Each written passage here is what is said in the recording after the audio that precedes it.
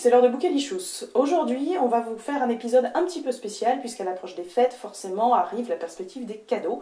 Et quelle est la meilleure occasion de l'année que cette fête purement mercantile qu'est Noël pour se faire offrir des livres et offrir des livres, d'autant plus que cette sélection pourra être utilisée n'importe quand dans l'année. Allez, c'est parti. On commence avec L'ours est un écrivain comme les autres de William Cotswinkle aux éditions Cambourakis.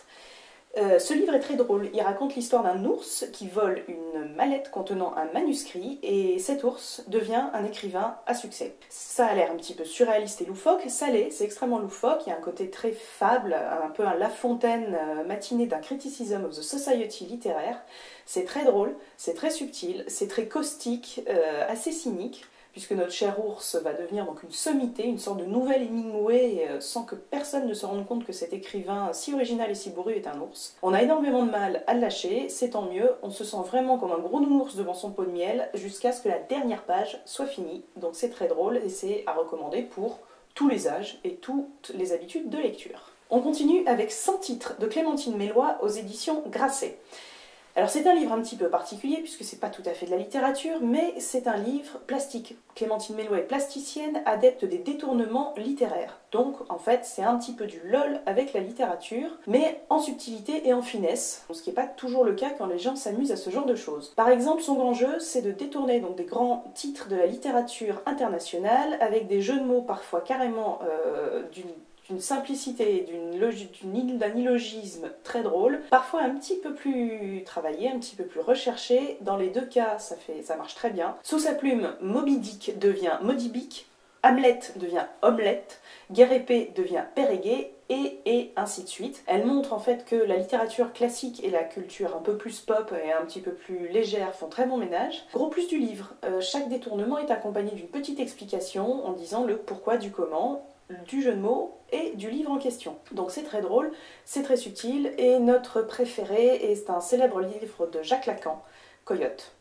Vous verrez en achetant le livre et en parcourant les pages. Alors donc on continue, on va rentrer un petit peu plus dans les beaux livres avec Contes choisis de Grimm, illustré par Yann Legendre aux éditions Textuelles. Yann Legendre est un illustrateur français de renommée internationale qui a beaucoup travaillé aux États-Unis, qui a un style très coloré, avec un mélange d'art propagandiste, d'art nouveau, inspiré d'affiches, etc. C'est très coloré, c'est beau, ça change un petit peu des illustrations noir et blanc dont on avait l'habitude dans les contes. Bon, Gustave Doré mis à part, évidemment, mais du côté un peu plan-plan très classique. Là, ça part complètement très loin, c'est mystique, explosé, assez mégalo parfois. C'est vraiment très joli et on salue au passage le travail de l'éditeur qui a très bien opéré sa sélection de contes, puisque les contes de Grimm, il y en a des très connus. Le Petit Chaperon Rouge en est un exemple. Il y est, et il y a également des contes un petit peu moins connus qui peut-être ne nous ont pas totalement traumatisés quand on était enfant. C'est vraiment un livre de contes qu'on a pu connaître enfant, qui s'adresse à un public plus adulte avec une autre lecture et un autre univers graphique. Donc c'est très beau et très vivifiant. On continue avec les beaux livres, avec un beau livre de photos. Ça s'appelle Outlandish Rooms de Marc Kiska et c'est publié aux éditions The Black Phone. C'est un petit peu compliqué à trouver, donc c'est un collector, donc je vous mettrai le lien dans la description de la vidéo, soyez bien attentifs. C'est le premier livre du photographe Marc Kiska qui apprécie particulièrement les univers mystérieux, oniriques, poétiques, avec des garçons, filles à l'allure stupéfiante, androgynes, dans des situations souvent assez appuyées, isolées au fond de la nature, perdus dans des grandes maisons abandonnées. C'est très poétique, donc ça je l'ai dit, j'insiste là-dessus, puisqu'il montre qu'on peut photographier des corps de garçons avec une certaine sensualité, voire un certain érotisme, sans tomber non plus dans le lourdingue. C'est très très joli. Marc Kiska a réussi un tour de force dans, on peut dire, l'homo-érotisme. C'est de montrer des corps d'hommes nus, parfois de manière assez explicite, sans tomber une seule seconde dans la vulgarité ou la pornographie ou le cliché. On est très loin de tout ça, il y a une espèce d'univers assez lynchien, avec parfois des emprunts à Larry Clark sans son côté hyper voyeur. Chaque photo peut se regarder comme ce qu'elle est, c'est-à-dire une œuvre d'art pur, et parfois se lire avec un message un petit peu plus subtil sur les rapports entre les hommes et entre la société et les marginaux que Marc photographie. Chaque cliché en fait pourrait plaire à Xavier Dolan tellement l'image est propre et appuyée, donc bref, vous l'aurez compris, j'aime beaucoup et c'est très beau. On continue la sélection beaux livres avec 11 Years de Jane Davis aux éditions Textuelles.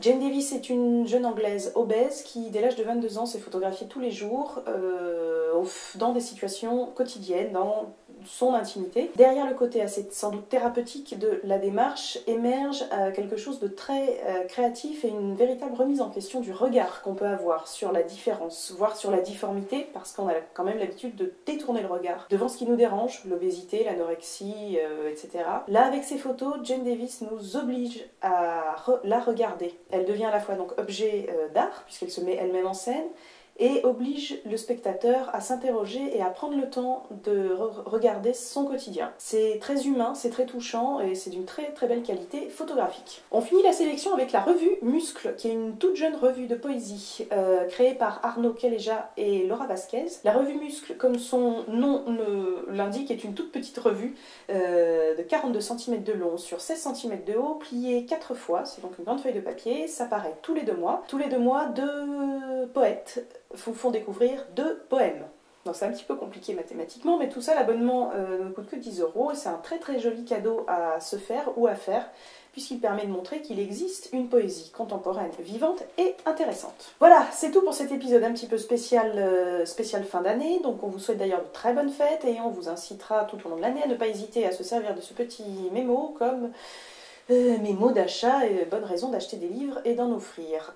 D'ici là, avant de vous goinfrer de chocolat et de marron glacé, on vous invite vivement à vous abonner à la chaîne avec les différents liens qu'on a mis par-ci par-là, à nous liker sur Facebook, à faire le tour du site Bookalichous qui est de plus en plus étoffé, qui devient de plus en plus un beau média avec des interviews, des critiques, des nouvelles inédites d'auteurs américains. Voilà, parlez-en autour de vous, partagez, la communauté grandit, on est de plus en plus contents de cette bientôt première année et on vous embrasse fort et on vous dit à très bientôt. Ciao ciao.